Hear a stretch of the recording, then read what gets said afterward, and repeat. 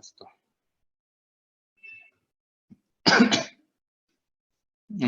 अत्र अस्माभिः 28 पर्यन्तं पठितं। कच्चित्त्वां नावजानन्ति याजकाः पतितं यथा उग्राप्रतिगृहीतारं कामयानमिव स्त्रियः इति। अत्र अस्मिन् श्लोके कश्चन क्लेशः अस्ति। कः क्लेशः इत्युक्ते उग्रप्रतिगृहीतारं कामयानं स्त्रियः इव। तत्र सः कश्चन समुदायविशेषः, तस्य समुदायस्य स्त्रीभिः सह ये विवाहं कुर्वन्ति ते पतिताः इति परिगण्यन्ते, अथवा ताः स्त्रीः यः कामयते इत्युक्ते ताः स्त्रीः यः इच्छति तादृशं पतितं मन्यन्ते स्म। तद्वदेव भवन्तं एते याजकाः न पश्यन्ति खलु इति तत्र उक्तमासीत्। तत्र किञ्चित् तस्मिन् श्लोके कश्चन क्लेशः इत्युक्ते तत्र कश्चन एकं समुदायविशेषम् उद्दिश्य उच्यते अत्र इत्यपि केचन वदन्ति, अथवा केचन तत्र एवमपि वदन्ति तत्र उग्रप्रतिगृहीतारः इत्युक्ते प्रतिगृहीता इत्युक्ते ये प्रतिग्रहं कुर्वन्ति ते।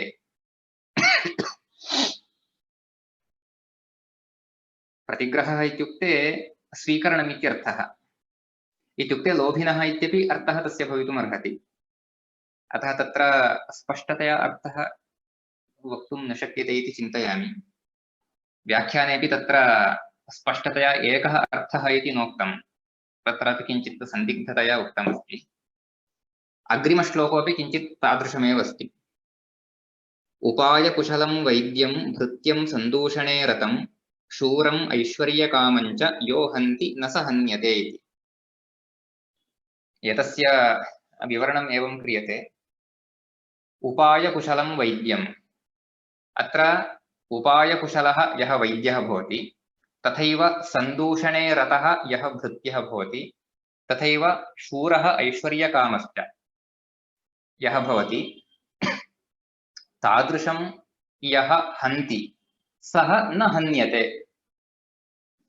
तादृशं यः हन्ति सः न हन्यते इत्युक्ते तादृशस्य वधं यः करोति सः हतः न भवति, इत्युक्ते सः नष्टः न भवति इति।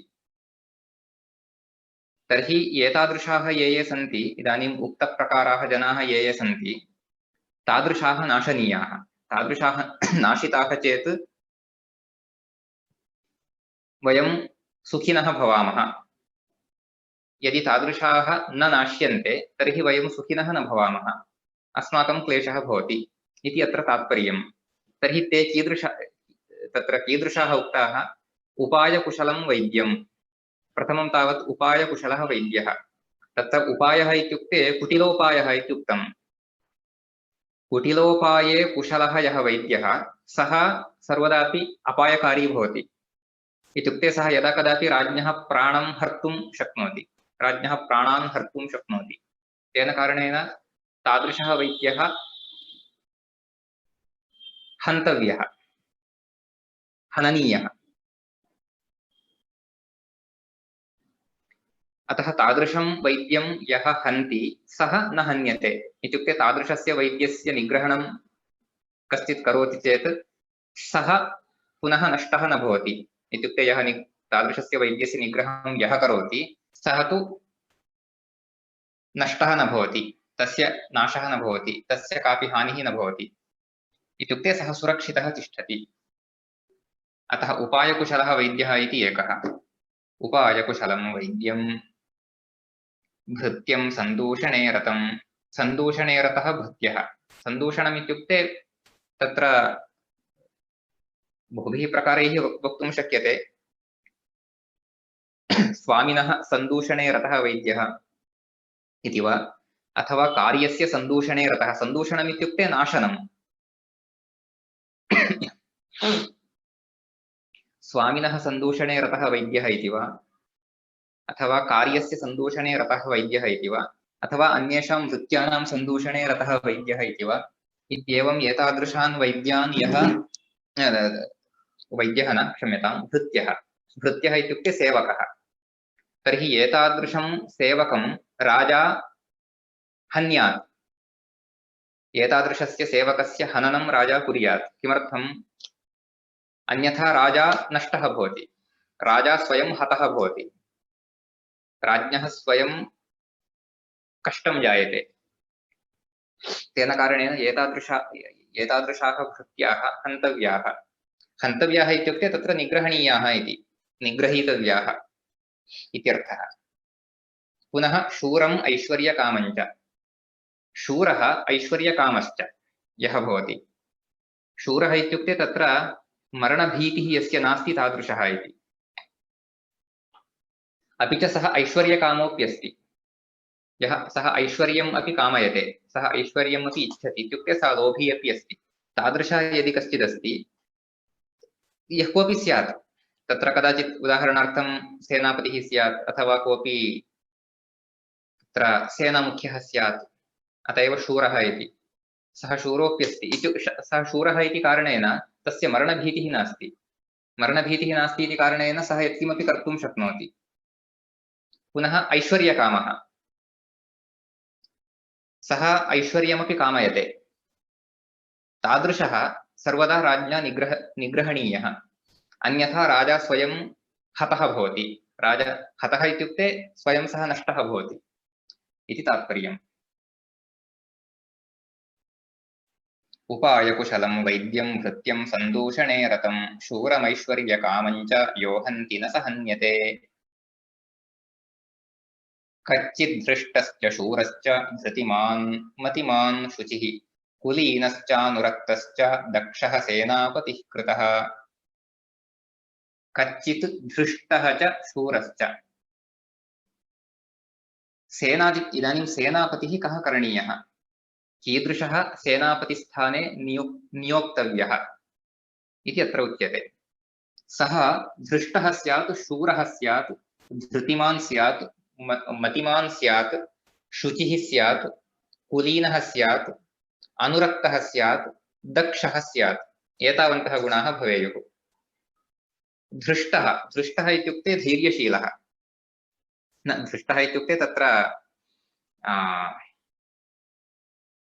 यस्य तत्र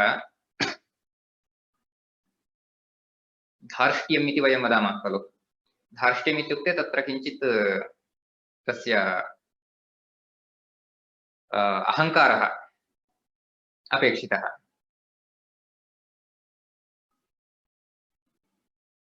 इत्युक्ते तत्र आङ्ग्लभाषायां वयम् एग्रेसिव् इति वदामः खलु तस्मिन् अर्थे अत्र धृष्टः इति पदं प्रयुक्तम् एग्रेसिव् भवेत् सः सेनापतिः किमर्थम् इत्युक्ते तेन करणीयं कार्यं तादृशमस्ति अतः सः धृष्टः भवेत् शूरः भवेत् तत्तु अत्यन्तम् अनिवार्यं सेनापतिः शूरः भवेत् इत्येतत् पराक्रमी भवेत् तदत्यन्तम् अनिवार्यं धृतिमान् सः धृतिमान् भवेत् धृतिमान् इत्युक्ते धैर्यवान् धैर्यशाली भवेत् तदपि अत्यन्तम् अपेक्षितं मतिमान् भवेत् बुद्धिमान् अपि भवेत् यतोहि तेन केवलं युद्धं न करणीयं तेन सेना तेन नेतव्या सेनां सः नयेत् सेनायाः नेतृत्वं वहेत् तत्कार्यं करणीयं पुनः जयः सम्पादनीयः सेनाद्वारा तेन राज्यस्य जयः सम्पादनीयः अथवा राज्ञः जयः सम्पादनीयः तेन कारणेन सः मतिमान् अपि स्यात् बुद्धिमान् अपि स्यात् शुचिः इत्युक्ते शुद्धः परिशुद्धः इत्युक्ते भ्रष्टः न स्यात् करप्ट् न स्यात्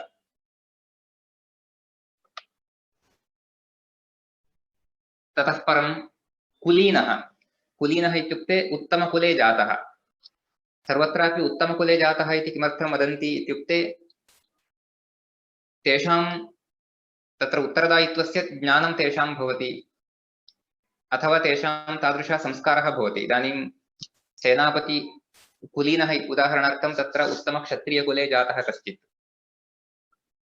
सः संस्कारं प्राप्तवान् भवति, विद्यां प्राप्तवान् भवति, अपि च तस्य स्वस्य राज्यविषये देशविषये तस्य अभिमानः अपि भवति, आदरः भवति, तेन कारणेन कुलीनः अपि भवेत् इति एषा अपेक्षा अस्ति। अतः कुलीनश्च अनुरक्तश्च, अनुरक्तः इत्युक्ते राज्ये अनुरक्तः, राज्यविषये तस्य अनुरक्तिः स्यात्। यतोहि तेन मनसा युद्धं करणीयं चेत्, जिगीषया युद्धं करणीयं चेत्, इत्युक्ते जयप्राप्ति इच्छया तेन युद्धं करणीयं चेत् राज्ये तस्य अनुरक्तिः स्यात् अथवा राज्ञः विषये तस्य अनुरक्तिः स्यात्। अतः राज्ये यदि सः अनुरक्तः अथवा राजविषये यदि सः अनुरक्तः तर्हि सः सेनां नेतुं शक्नोति, सेनां प्रेरयितुं शक्नोति, युद्धं कर्तुं शक्नोति, जयं सम्पादयितुं शक्नोति, मनसा युद्धं कर्तुं शक्नोति। इत्येतेन कारणेन एतादृशाः एतैः गुणैः युक्तः एव सेनापतित्वेन नियोक्तव्यः। तर्हि प्रथमं तावत् धृष्टः स्यात् सः, इत्युक्ते एग्रेसिव् स्यात्, शूरः स्यात् अर्थात् पराक्रमी स्यात्, धृतिमान् स्यात् इत्युक्ते धैर्यशाली स्यात्, तदत्यन्तम् अपेक्षितम्। मतिमान् बुद्धिमान् स्यात्, शुचिः इत्युक्ते शुद्धहस्तः स्यात्, शील इत्युक्ते तत्र करप्ट् न स्यात्, कुलीनः स्यात् इत्युक्ते सत्कुलप्रसूतः स्यात्, अनुरक्तः स्यात्, राज्यविषये तस्य प्रीतिः स्यात्। एतादृशः एव सेनापति पदे नियोक्तव्यः इति। अत्र कस्मिन् कस्मिन् कार्ये कीदृशाः नियोक्तव्याः इति यदुच्यते अत्र तत् अत्यन्तम् अत्र सुन्दरम्, अपि च सर्वदापि एतस्य अन्वयः कर्तुं शक्यते। इत्युक्ते इदानीम् आधुनिककालेपि तत्र सेनायाम् अथवा तत्र सेनायाः मुख्यत्वेन यः नियुज्यते तत्र तस्य कीदृशाः गुणाः स्युः इति चेत् एते गुणाः स्युः इति वयम् अवगन्तुं शक्नुमः, एवं चिन्तयितुं वयं शक्नुमः। एवञ्च एतैः गुणैः युक्तः एव सेनापतिः, उत्तमः सेनापतिः भवितुम् अर्हति इति। अनन्तरं बलवन्तश्च कच्चित्ते मुख्या युद्धविशारदाः दृष्टापदाना विक्रान्तास्त्वया सत्कृत्य मानिताः।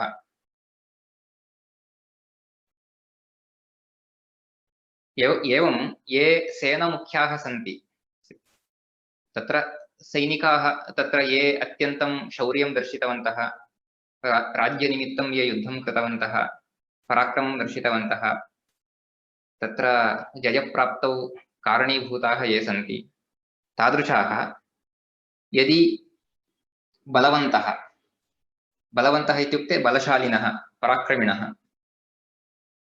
मुख्याः युद्धविशारदाः, मुख्याः इत्युक्ते सेनामुख्याः, केवलं सर्वसेनाध्यक्षः इत्युक्ते सेनापतिः इति न, सेनामुख्याः इति बहवः भवन्ति। इत्युक्ते सेनायाः एकैकं भागं एकैकः नयति इत्येवं रीत्या तत्र सेनायाः ये उपविभागाः सन्ति तेषां मुख्याः अपि भवन्ति। एवञ्च एते मुख्याः ये सन्ति युद्धविशारदाः, युद्धे प्रवीणाः, युद्धे कुशलाः, विशारदाः इत्युक्ते कुशलाः प्रवीणाः, तादृशाः दृष्टापदानाः। अपदानम् इत्युक्ते तेषां व्यवहारः, अत्र अपदानम् इत्युक्ते व्यवहारः इत्यर्थः। येषां व्यवहारः दृष्टः इत्युक्ते तेषां व्यवहारः सम्यक् अस्ति इत्येतत् दृष्टं राज्ञा। विक्रान्ताः, विक्रान्ताः इत्युक्ते ये विक्रमं दर्शितवन्तः, विक्रमः इत्युक्ते पराक्रमः, तथा विक्रान्ताः इत्युक्ते विक्रमशालिनः इत्युक्ते युद्धे ते शौर्यं दर्शितवन्तः, युद्धे पराक्रमं दर्शितवन्तः तादृशाः ये सन्ति ते किं त्वया सत्कृत्य मानिताः, त्वया ते सत्कृत्य मानिताः खलु इत्युक्ते तेषां सत्कारं कृत्वा त्वं तेषां सम्माननं कृतवान् खलु इति पृच्छति। इत्युक्ते यदा यदा युद्धे जयः भवति तदा तत्र जयं प्रति कारणीभूताः ये ये तत्र सेनानायकाः सन्ति तान् सत्कृत्य तेषां सम्माननं कुर्यात् राजा। किमर्थमिति चेत् अग्रेपि ते तथैव उत्साहेन युद्धं कुर्युः। तत्र जये तेषामपि महत्वभूतं पात्रम् अस्ति इति कारणेन तत्र ते सम्माननीयाः, ते सत्कर्तव्याः, सत्करणीयाः इति रामः भरतं वदति। अनन्तरं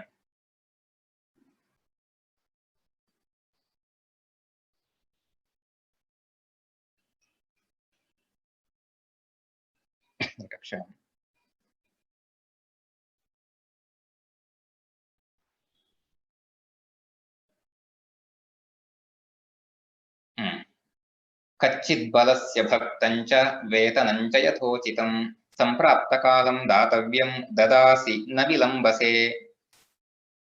कच्चित् बलस्य भक्तं च वेतनं च यथोचितं। बलस्य बलम् इत्युक्ते सैन्यं, सैन्यस्य इत्युक्ते सैन्ये विद्यमानाः ये सैनिकाः सन्ति तेषां भक्तम् इत्युक्ते अन्नम् इत्यर्थः। इत्युक्ते तेभ्यः समुचितः आहारः दातव्यः, भोजनपानादिनिमित्तम् अपेक्षितं तेभ्यः दातव्यं, तदेकं। वेतनम् इत्युक्ते तेभ्यः तैः यत् कार्यं क्रियते तदर्थं वेतनं दातव्यं। वेतनम् इत्युक्ते सैलरी इत्यर्थः। वेतनं च यथोचितं वेतनं यथोचितं भक्तं संप्राप्तकालं दातव्यं। संप्राप्तकालम् इत्युक्ते समुचिते काले, यदा दातुं समयः सन्निहितः भवति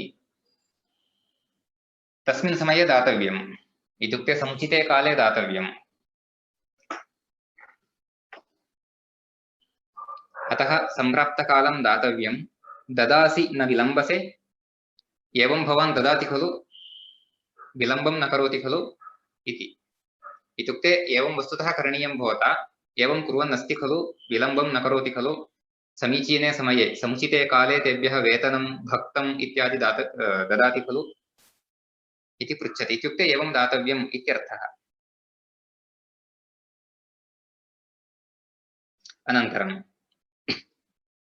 कालातिक्रमणे ह्येव भक्तवेतनयोर्भृताः भर्तुरप्यतिकुप्यन्ति सोऽनर्थः सुमहान् कृतः।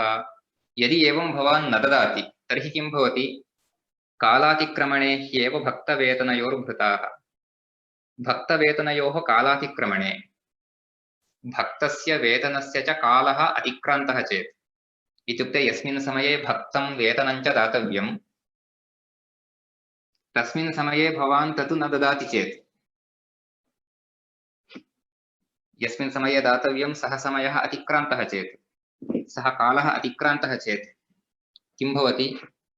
भृताः इत्युक्ते सेवकाः, ये केपि सेवकाः, अत्र केवलं सैन्ये विद्यमानाः इति न, अन्येपि सर्वेपि सेवकाः।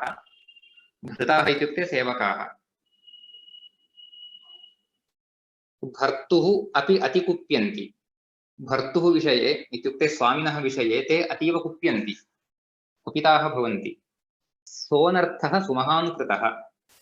सः अर्थः, क्षम्यतां, सः अनर्थः। अनर्थः इत्युक्ते अपायः अथवा हानिः। सुमहान् कृतः, सुमहान् कृतः इत्युक्ते अतीव समस्याजनकः। इत्युक्ते तां हानिं वयं पूरयितुं न शक्नुमः। इत्युक्ते तां समस्यां वयं परिहर्तुं न शक्नुमः, तादृशी समस्या भवति। तेन कारणेन भृत्याः स्वामिनः विषये कुपिताः न स्युः। इत्युक्ते समुचिते काले वेतनादिकं न दत्तम् इति कारणेन ते कुपिताः न स्युः। ते कुपिताः भवन्ति चेत् तेन स्वामिनः महती हानिः भवति।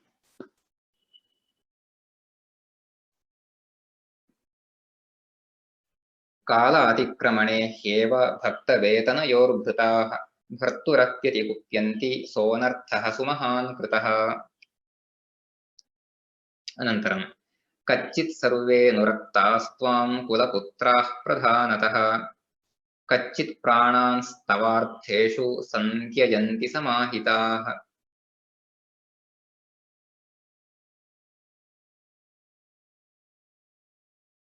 त्वाम् अनुरक्ताः सर्वे प्रधानतः कुलपुत्राः। कुलपुत्राः इत्युक्ते यस्मिन् कुले राजा जातः तस्मिन् कुले जाताः अन्ये सर्वे। इत्युक्ते तस्य दायादाः स्युः, अपि च अन्येपि तस्य पितृव्यो वा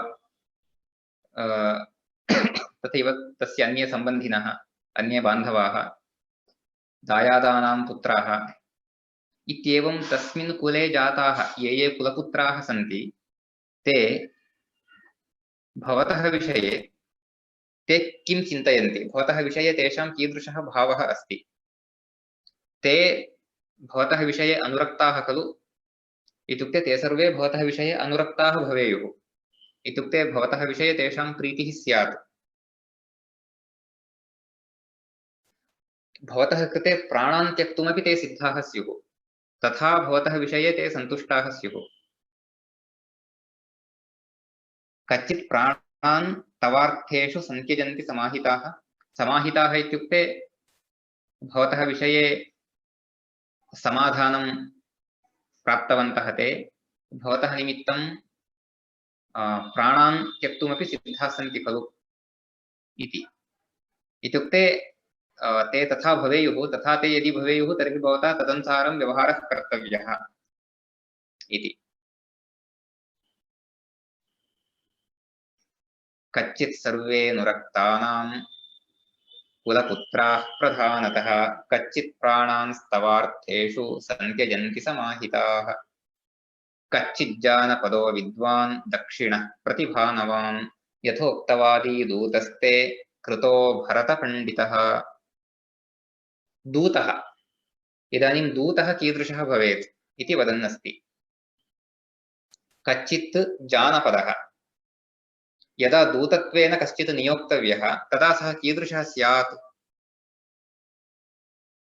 इति अत्र उच्यते। दूतत्वेन कोऽपि नियोक्तव्यः चेत् जानपदः भवेत् सः।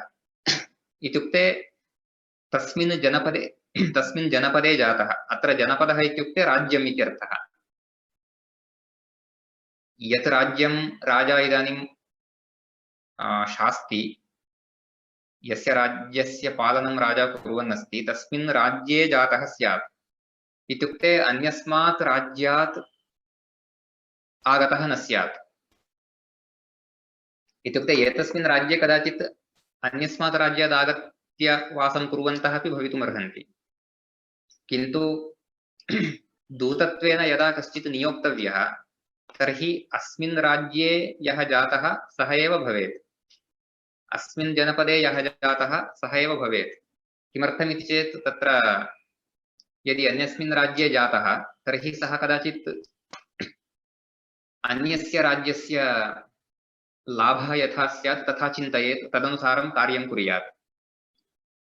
तेन कारणेन कदाचित् एतस्य राज्यस्य हानिः अपि स्यात्। तेन कारणेन दूतत्वेन यः नियोक्तव्यः सः जानपदः स्यात्। इत्युक्ते तस्मिन्नेव जनपदे जातः स्यात्। अतः कश्चित् जानपदः अपि च विद्वान् दक्षिणः प्रतिभानवान्। विद्वान् भवेत्। दूतः इत्युक्ते वस्तुतः सः निरक्षरः न स्यात्, अशिक्षितः न स्यात्, सम्यक् शिक्षणं प्राप्तवान् स्यात्, विद्वान् स्यात्, दक्षिणः स्यात्। दक्षिणः इत्युक्ते परच्छन्दानुवर्ती इति वदन्ति। दक्षिणः इत्युक्ते परच्छन्दानुवर्ती इत्युक्ते अन्येषाम् इच्छा का इति ज्ञात्वा तदनुसारं कार्यं करोति इति, तादृशः दक्षिणः इति। तत्र दाक्षिण्यम् इति पदमस्ति खलु, तत्र प्रादेशिकभाषास्वपि तस्य प्रयोगः क्रियते, दाक्षिण्यम् इति। दक्षिणः इति शब्दात् आगतः सः शब्दः दाक्षिण्यम् इति। दक्षिणस्य भावः दाक्षिण्यम् इति। तत्र दाक्षिण्यम् इत्यस्य अर्थः कः इति वयं जानीमः। तस्य दाक्षिण्यम् इत्युक्ते अन्यः यथा चिन्तयति तथा सः करोति इत्युक्ते अन्यस्य इच्छायाः विरुद्धं सः न करोति। अन्यः यथा सन्तुष्टः भवेत् तथा सः करोति, तादृशः दक्षिणः इति। तादृशः स्वभावः दाक्षिण्यम् इत्यपि यथा उच्यते वयं जानीमः। तद्वदेव अत्र दूतः दक्षिणः स्यात् इत्युक्ते यः स्वामी अस्ति अथवा यः राजा अस्ति तस्य आशयः कः इति ज्ञात्वा तदनुसारं कार्यं कर्तुं समर्थः स्यात्।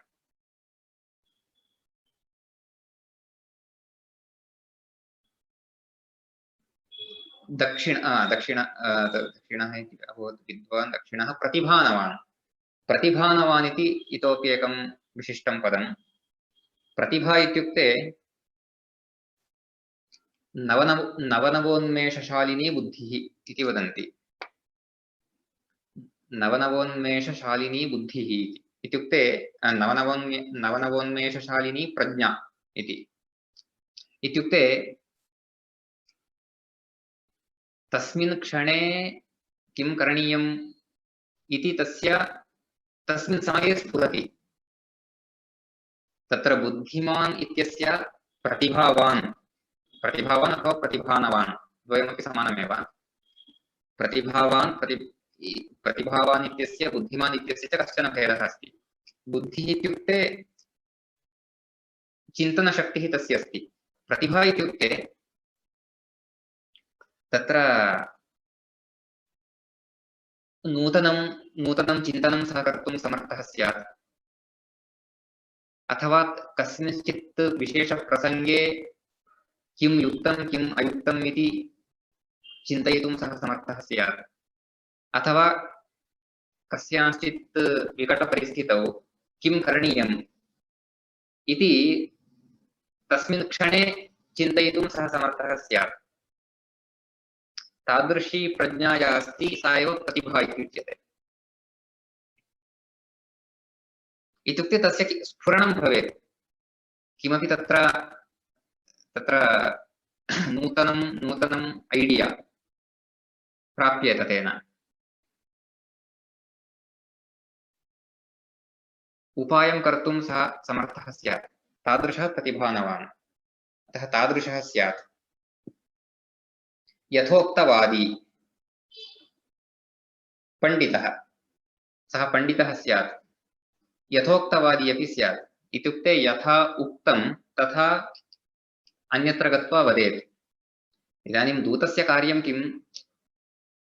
इदानीं एषः राजा यदि अन्यस्मै राज्ञे कमपि सन्देशं प्रेषयितुम् इच्छति, न केवलं राज्ञे, कस्मैचित् यदि सन्देशं प्रापयितुम् इच्छति अथवा कमपि विचारं तत्र अन्येषां पुरतः, अन्यस्य राज्ञः पुरतः प्रकटीकर्तुम् इच्छति, तदानीं तदर्थं दूतान् प्रेषयन्ति। सः दूतः किं कुर्यात्? अत्र राज्ञा यदुक्तं तदेव तत्र गत्वा वदेत्। सः स्वीयं किमपि तत्र न वदेत्।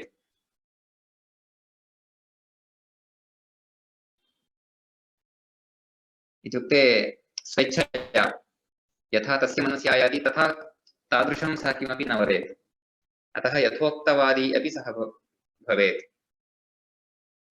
यथोक्तवादी दूतस्ते कृतो भरतपण्डितः, तादृशः कश्चित् भवता पण्डितः कृतः खलु इति। अनन्तरम् इत्युक्ते दूतः एतादृशः कर्तव्यः इति।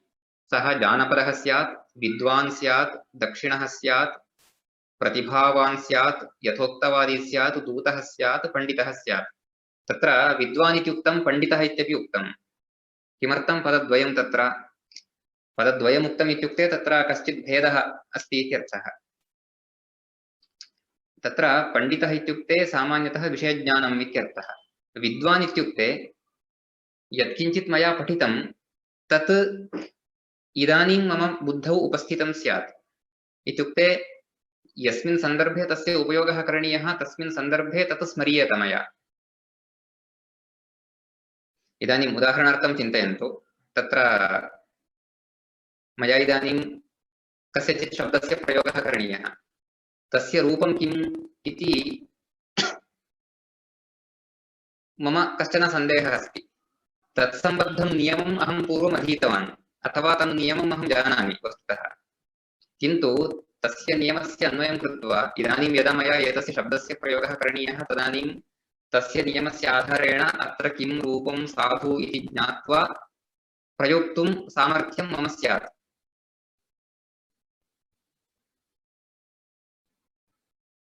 तादृशी प्रतिभा अथवा तादृशं ज्ञानमेव विद्वत्ता इति उच्यते। इदानीं मया इदानीं शब्दप्रयोगः करणीयः चेत् पूर्वं मया नियमः ज्ञातः, पूर्वं मया नियमः अधीतः। इदानीं तत् सूत्रं स्मृत्वा अथवा तं नियमं स्मृत्वा तत्र प्रक्रिया का इति चिन्तयित्वा अर्धघण्टां यावत् चिन्तयित्वा अहं वदामि चेत् अहं पण्डितः इति वक्तुं शक्नोमि। किमर्थम्? अहं पूर्वं यद् अधीतं तत् स्मरामि स्म, तद्बलेन अहम् इदानीं समीचीनं रूपं किम् इति ज्ञातवान्। किन्तु मया तु इदानीं तस्य शब्दस्य प्रयोगः करणीयः। यदा अहं किमपि सम्भाषणं करोमि, सम्भाषणमध्ये तत्र एतस्य साधुरूपं किम् इति अधिककालं चिन्तयितुं न शक्नोमि। अतः यत् मया पूर्वम् अधीतं तत् तस्मिन् क्षणे उपयोगाय भवेत्। तथा यस्य उपयोगाय भवति तेन पूर्वम् अधीतं सः एव विद्वान् भवति। तथा यदि न स्मर्यते, किञ्चित् विलम्बेन स्मर्यते अथवा स्मृत्वापि सः झटिति निर्णयं कर्तुं न शक्नोति, बहुकालं यावत् विचिन्त्य तेन निर्णयः कर्तव्यः, तर्हि सः पण्डितः भवितुम् अर्हति, न तु विद्वान्। इत्येवं तयोर्मध्ये कश्चन भेदः अस्ति।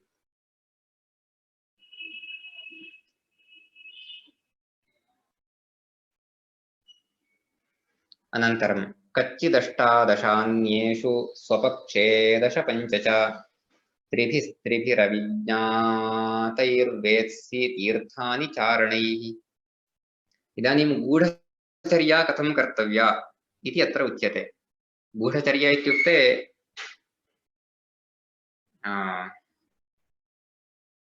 किं वक्तव्यं, तत्र स्पै इति वदन्ति खलु आङ्ग्लभाषायां।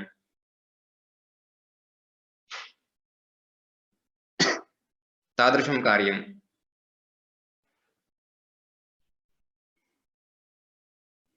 इत्युक्ते तत्र कः किं कार्यं करोति, इदानीं चिन्तयन्तु, कश्चित् कस्मिंश्चित् कार्ये नियुक्तः अस्ति, सः तत्र कथं कार्यं करोति इति ज्ञातव्यम्। न केवलं स्वस्य राज्ये अपि तु अन्यस्मिन् राज्ये अपि एतस्य राज्ञः गूढचाराः स्युः।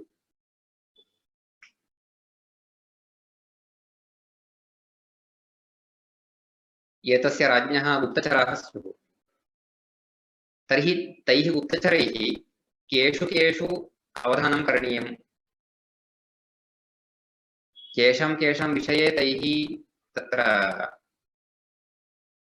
तत्र केषां केषां परीक्षा एतैः करणीया, केषाम् अनुसरणं करणीयम् इति अत्र उच्यते। अत्र एवम् उच्यते, 18 तीर्थानि अन्येषु स्वपक्षे 15 च तीर्थानि। अत्र तीर्थम् इति शब्दस्य वयं यस्मिन् अर्थे तीर्थशब्दस्य प्रयोगं कुर्मः तस्मिन् अर्थे अत्र प्रयोगः न क्रियते। अत्र तीर्थशब्दस्य प्रयोगः किञ्चित् भिन्न अर्थे अस्ति। तत्र 18 तीर्थानि इति वदन्ति। तानि 18 तीर्थानि कानि कानि इति तत्र व्याख्याने उक्तमस्ति। मन्त्री, पुरोहितः, युवराजा, सेनापतिः, दौवारिकः, अन्तःपुराधिकृतः, बन्धनागाराधिकृतः, धनाध्यक्षः, राजाज्ञया आज्ञाप्येषु वक्ता, प्राड्विवाकः, व्यवहारप्रष्ठा,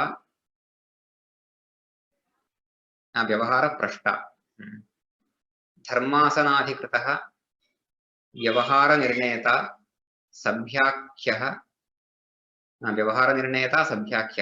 सेनायाः जीवितभृतिदानाध्यक्षः, कर्मान्ते वेतनग्राहिणः, नगराध्यक्षः, राष्ट्रान्तःपालः,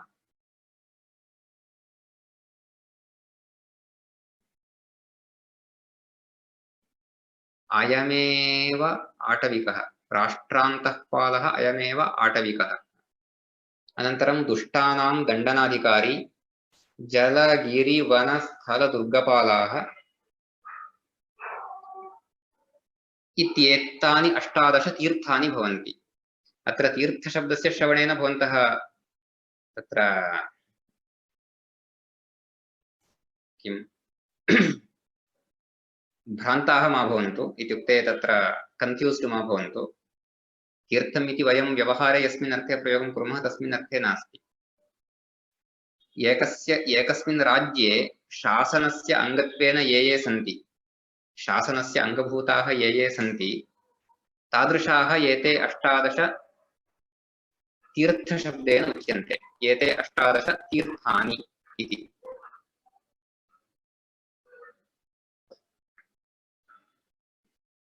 मन्त्री इति एतद् वयं जानीमः। शासनस्य अङ्गभूतः अस्ति एषः मन्त्री। तथैव पुरोहितः, राज्ञः पुरोहितः। पुरोहितः इत्युक्ते सः कदाचित् राजगुरुः अपि भवितुम् अर्हति। राजगुरुः अपि भवति, पुरोहितः अपि भवति। युवराजा इत्युक्ते राज्ञः पुत्रः, यः एतस्य राज्ञः मरणानन्तरं राजा भविष्यति, तादृशः। सेनापतिः एतद् वयं जानीमः। दौवारिकः इत्युक्ते द्वारपालकः इत्युक्ते तत्र सेक्यूरिटी गार्ड इति वयं वदामः खलु। तत्र द्वारे जनानां प्रवेशसमये यः तेषां परिशीलनं करोति अथवा यः तेषां परीक्षणं करोति तादृशः दौवारिकः। इत्युक्ते यः द्वारे नियुक्तः सः।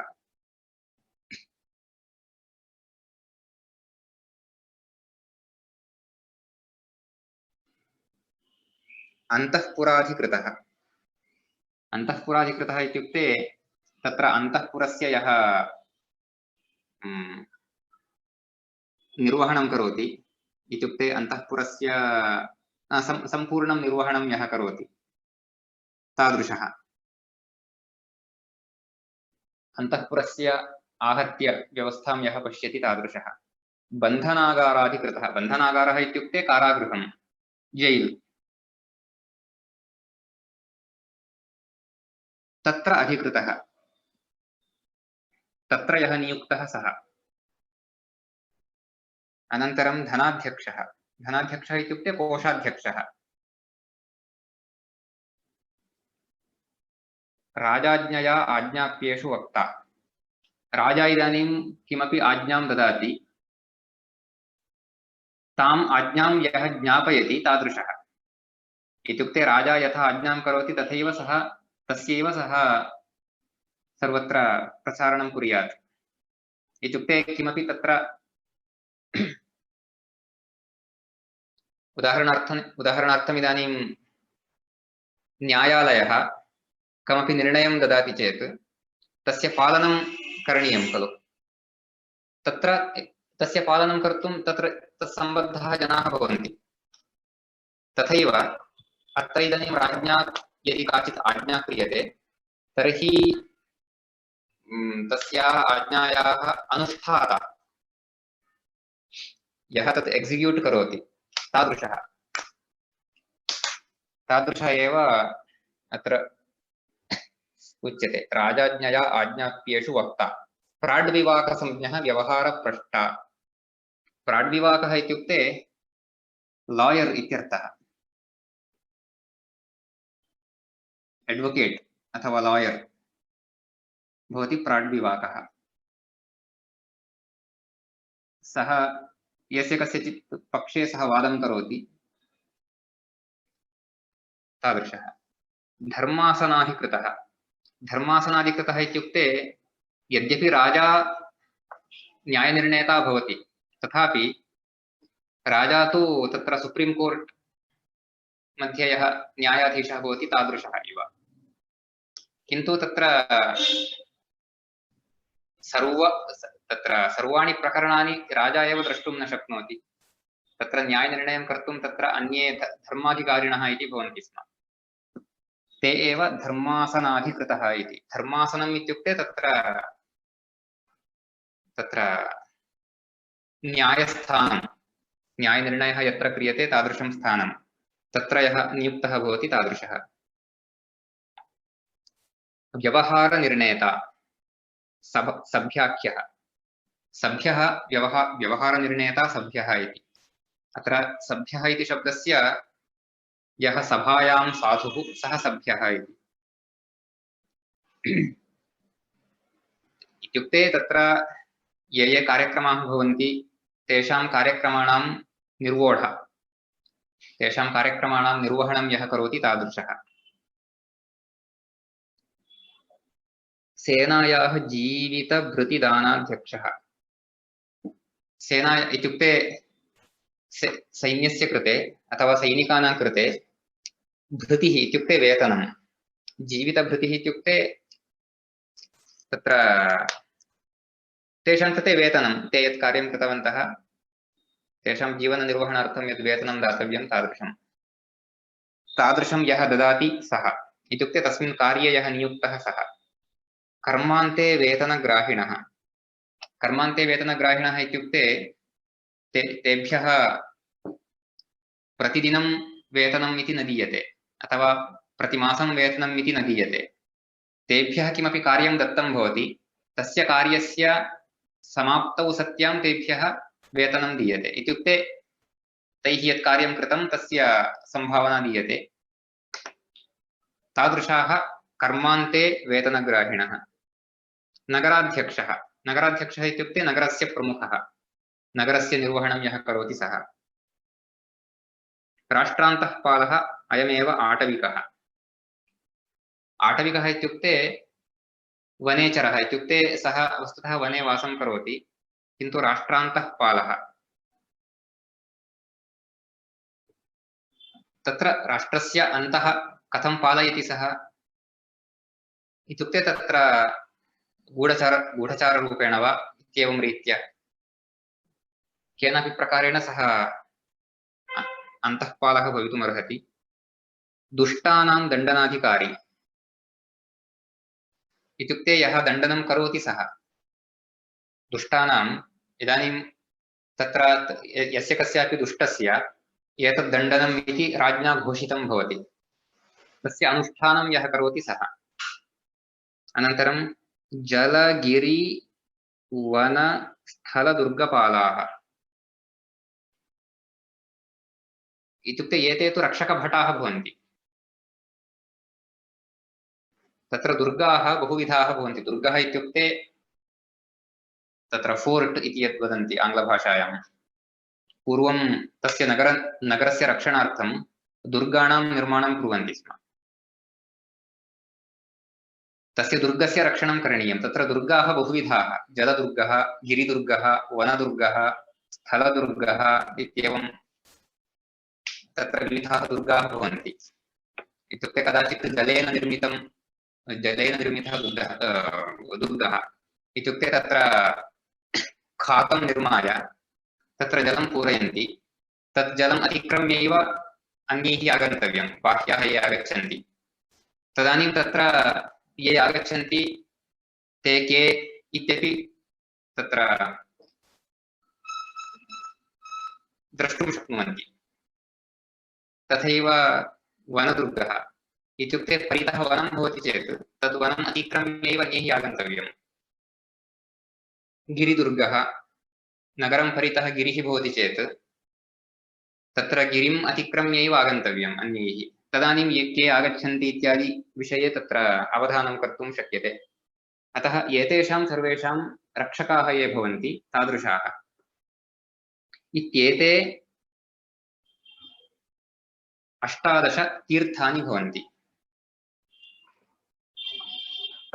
एते 18 परपक्षे इत्युक्ते ये तत्र अन्यस्मिन् राज्ये विद्यमानाः एते 18 ये भवन्ति तेषां विषये गूढचर्या करणीया, इत्युक्ते तेषां विषये अवधानं करणीयं। तत् अवधानं कर्तुं त्रयः चारणाः इत्युक्ते पर्वतनिवासिनः, इत्युक्ते सर्वत्रापि सञ्चारं कुर्वन्तः ये भवन्ति तादृशाः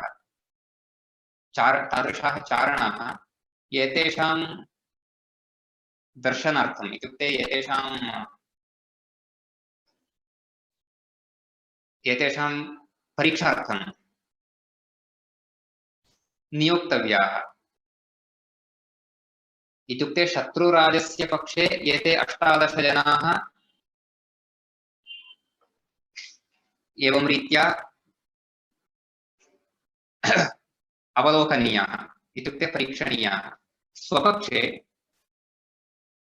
15 के इत्युक्ते इदानीं ये उक्ताः तेषु मन्त्रिपुरोहितयुवराजान् हित्वा अन्ये सर्वे 15 इत्युक्ते मन्त्रिणः विषये तत्र एतत् करणीयं नास्ति, युवराजस्य विषयेपि करणीयं नास्ति, पुरोहितस्य विषये करणीयं नास्ति, अन्येषां सर्वेषां विषये अवधानं करणीयं चारणैः गुप्तचरैः। इत्युक्ते तत्कार्यं कर्तुं गुप्तचराः नियोक्तव्याः। एतत् कार्यं भवान् कुर्वन् अस्ति खलु इति अत्र रामः पृच्छति। इत्युक्ते एतत् कार्यं सर्वैः अपि राजभिः करणीयम् इति तत्र रामस्य तात्पर्यं, रामस्य आशयः। अस्तु, इदानीं सन्देहाः सन्ति चेत् पृच्छन्तु। अग्रिमश्लोकान् अग्रिमकक्षायां पठामः। इदानीं सन्देहान् प्रष्टुं शक्नुवन्ति।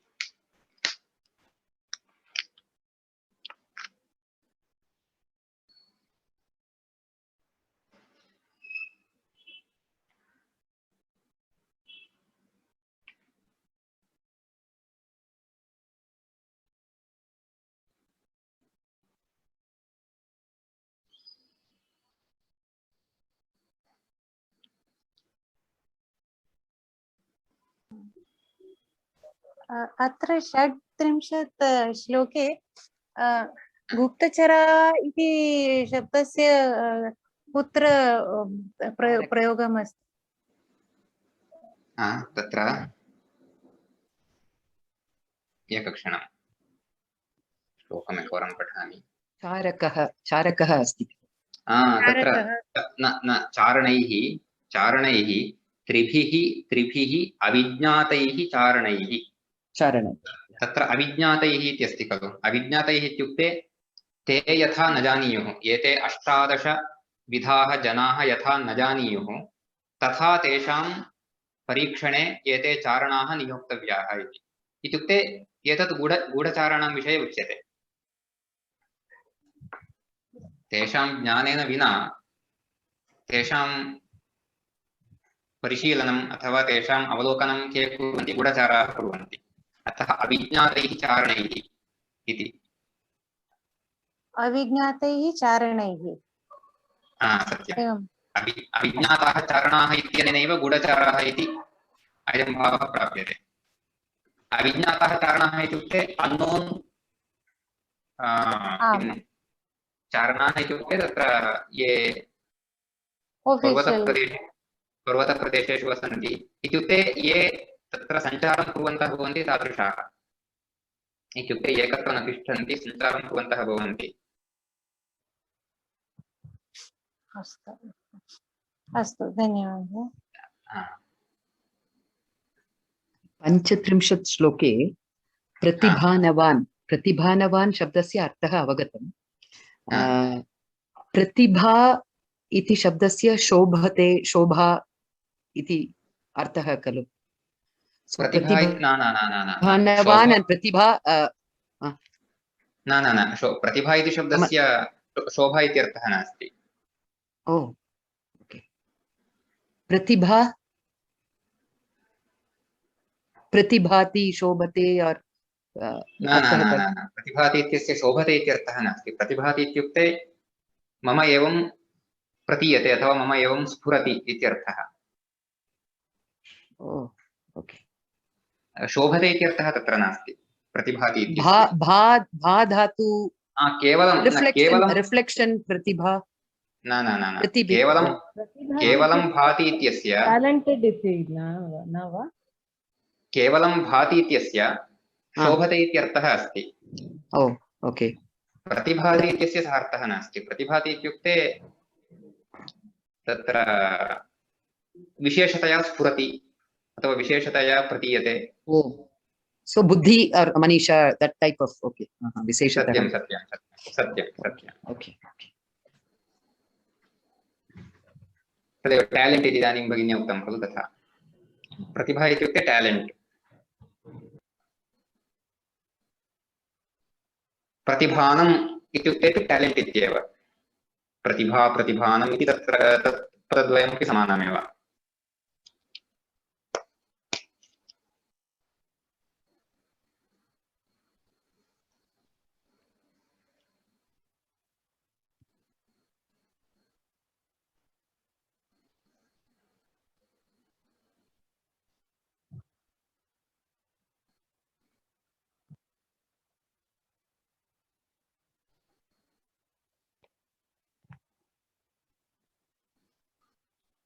अत्र 34 श्लोके समाहिताः इति शब्दः अस्ति। आम्। तस्य अर्थः किं भोः? समाहितः इत्यस्य समाधानं यः प्राप्तवान् सः समाहितः इति। समाधानम् इत्युक्ते यः शान्तिं प्राप्तवान् इत्युक्ते शान्तमनस्कः इत्यर्थः समाहितः इत्युक्ते। कः श्लोकः अस्ति अत्र? समाहितः इत्यत्र 34 प्राणान् तवार्थेषु संत्यजन्ति समाहिताः इत्युक्ते भवतः विषये ये समाधानचित्ताः।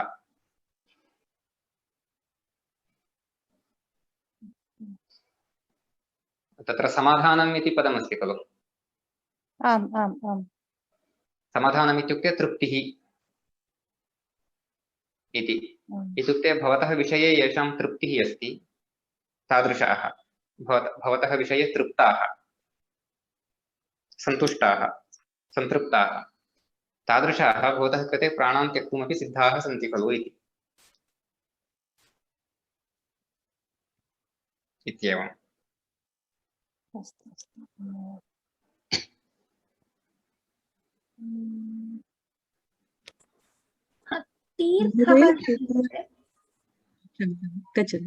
हरि ओम्। सुमा भगिनी। नमस्ते महोदय। महोदय अत्र तीर्थः इत्युक्ते सामान्यतः तीर्थरूपः इत्यपि वयम् उपयोगं वस्तुतः तीर्थः इति शब्दस्य सामान्यार्थः तु भिन्नः एव। अत्र तीर्थशब्दस्य यदत् धर्मशास्त्रे अथवा अर्थशास्त्रे पारिभाषिकपदरूपेण एवं प्रयुज्यते तीर्थम् इति अस्मिन् अर्थे।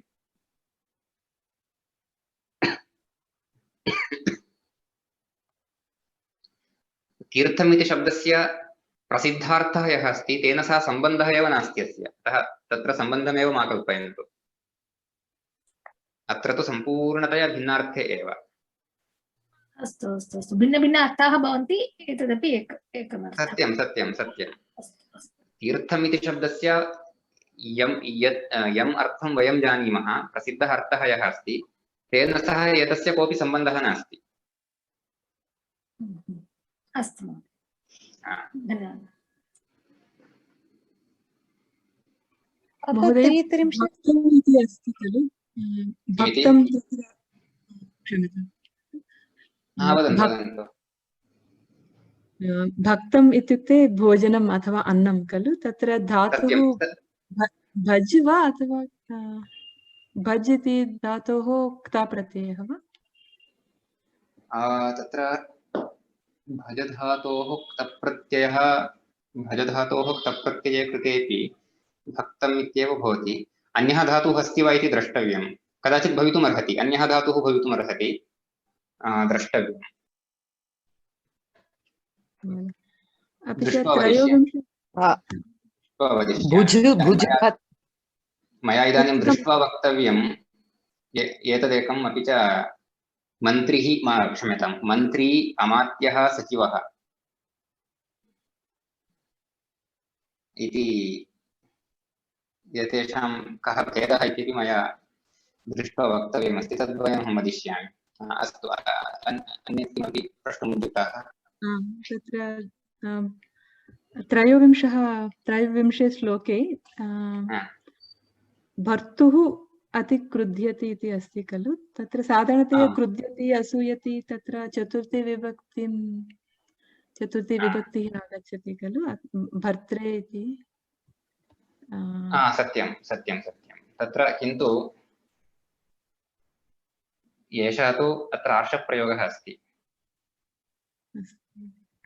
एषः प्रयोगः तु अत्र अस्माभिः कर्तुं न शक्यते। अस्माभिः यदा क्रियते तदानीं तत्र भर्त्रे कुप्यति अथवा कदाचित् सामान्यकोपः चेत् भर्तुः कुप्यति इत्यपि वक्तुं शक्यते। इदानीं तत्र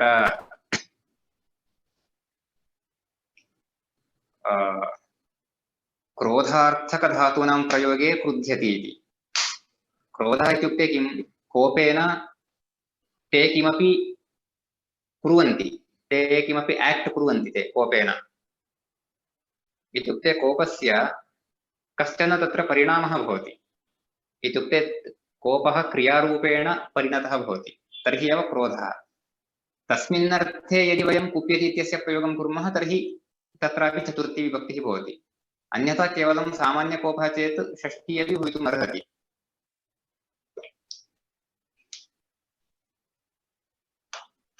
अस्तु महोदय, धन्यवादः। अत्र 33 श्लोके सुमहान् कृतः इति शब्दः अस्ति। तत्र समस्या इति भवान् उक्तवान्। तत्र धातु किं भवत्? कृतः तु सुमहान् प्लस् कृतः एवं सन्धि अस्ति वा? सत्यं, सुमहान् कृतः इत्यत्र तत्र कः श्लोकः? एकक्षणम्। 33 अनर्थः सुमहान् कृतः इति। अनर्थः इत्यस्य विशेषणं तत्।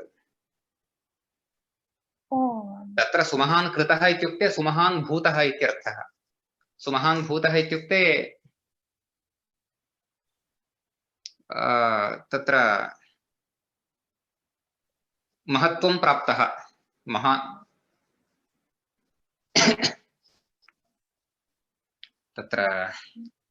तत्रापि वस्तुतः समासः करणीयः चेत् सुमहत् कृतः इति वक्तव्यम्।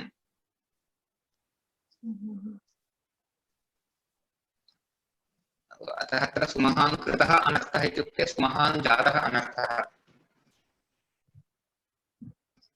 सुमहान् भूतः इत्युक्ते सः अनर्थः सुमहान् भवति इति तात्पर्यम् अस्माभिः स्वीकरणीयम्। अस्तु। सुमहान् कृतः महत् अनर्थः भवति एवम् अर्थः। किमिति? महत् अनर्थः भविष्यति एवम् अर्थः अस्ति। महान् अनर्थः, महान् अनर्थः भवितुम् अर्हति। आमाम्, अर्थः तु स एव। महान् अनर्थः इत्येव अर्थः। तस्मिन्नेव अर्थे महान् कृतः अनर्थः इति। इत्युक्ते महत्त्वं प्राप्तः अनर्थः इत्यर्थः। महान् कृतः अनर्थः इत्युक्ते येन अनर्थेन महत्त्वं प्राप्तं तादृशः अनर्थः इति। अस्तु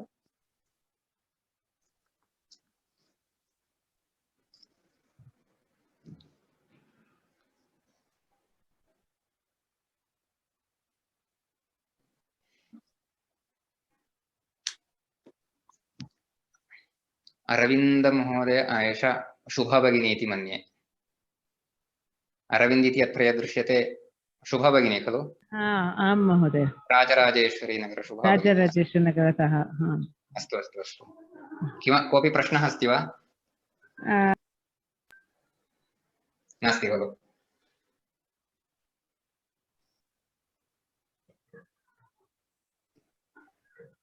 गीता भगिन्याः कोऽपि प्रश्नः अस्ति वा? जयश्री भगिनी? नास्ति महोदय। नोएमी भगिनी? नास्ति महोदय, धन्यवादः। रमणी भगिनी? I'm just in the stage of enjoying the whole class, Sanskrit being spoken by you and everyone. I still don't have any doubts, Mahoday. अस्तु अस्तु अस्तु अस्तु। प्रतिमा भगिनी किमपि कोऽपि प्रश्नः अस्ति वा?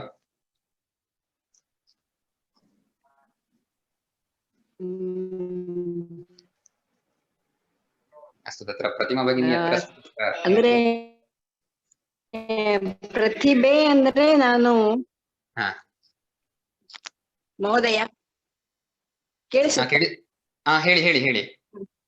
ಆದರೆ ಪ್ರತಿಭೆ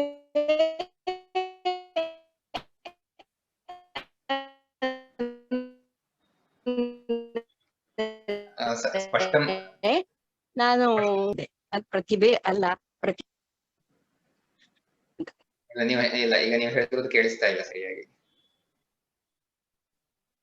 तत्र प्रायः नेटवर्क किञ्चित् सम्यक् नास्ति इति मन्ये. ಅದೇ ಸರಿ, ಇಂಟರ್ನೆಟ್ ಪ್ರಾಬ್ಲಮ್ ಇದೆ ಇಲ್ಲಿ. ಸರಿ ಸರಿ, ತುಂಬಾ ಮಳೆ ಇದೆ ಅಂತ ಕೇಳಿಸ್ತೀವಿ. ಅದೇ ಪ್ರತಿಭೆ ಅಂದ್ರೆ ಏನು ಅಂತ ಹೇಳಿದ್ರಲ್ಲ, ಅದು ಸ್ವಲ್ಪ ಸರಿಯಾಗಿ ಹೇಳ್ಬೇಕಿತ್ತು. ಪ್ರತಿಭೆ ಅಂದ್ರೆ ಪ್ರಕಾಶ ಅಂತಲೇ ಎಣಿಸಿದ್ದೀನಿ ನಾನು ಸ್ವಲ್ಪ. ಇಲ್ಲ, ಪ್ರತಿಭೆ ಅಂತಂದ್ರೆ ಟ್ಯಾಲೆಂಟ್ ಅಂತ. ಅದೇ ಅಲ್ಲಿ ಸ್ವಲ್ಪ ಕನ್ನಡದಲ್ಲಿ ಒಂದ್ ಸ್ವಲ್ಪ ಪ್ರಕಾಶ ಅಂತ ಬರುತ್ತಲ್ಲ ಒಂದ್ಸಲ. ಇಲ್ಲ, ಆದ್ರೆ ಒಂದೊಂದ್ಸಲ किन्तु अत्र प्रतिभा इत्यस्य तादृशः अर्थः नास्ति. प्रतिभा इति शब्दस्य अर्थ ಇದೆಯಾ? तत् प्रभा इति इदानीं न तत्र प्रायः भवन्तः प्रभा इत्यस्य प्रतिभा इत्यस्य च साम्यं कल्पितवन्तः इति मन्ये. प्रभा इत्यस्य शोभा इति अर्थः अस्ति, प्रकाशः इति अर्थः अस्ति, किन्तु प्रतिभा इति शब्दस्य सः अर्थः नास्ति. प्रतिभा इति शब्दस्य टैलेंट इति अर्थः.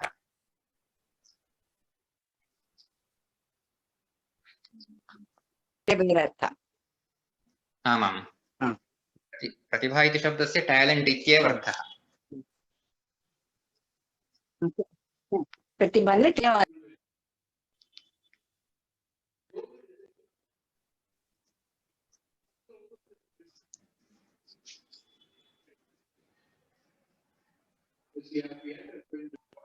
अस्तु, अत्र राव इति महोदयः कः इति न ज्ञातम्. अस्तु, अन्यः कोऽपि प्रश्नः नास्ति चेत् वयं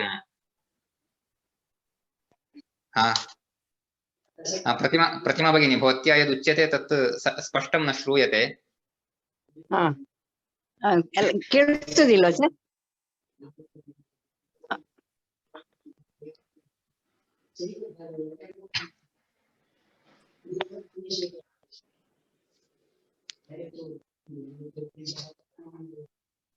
अस्तु, तर्हि अत्र वयं समापयामः.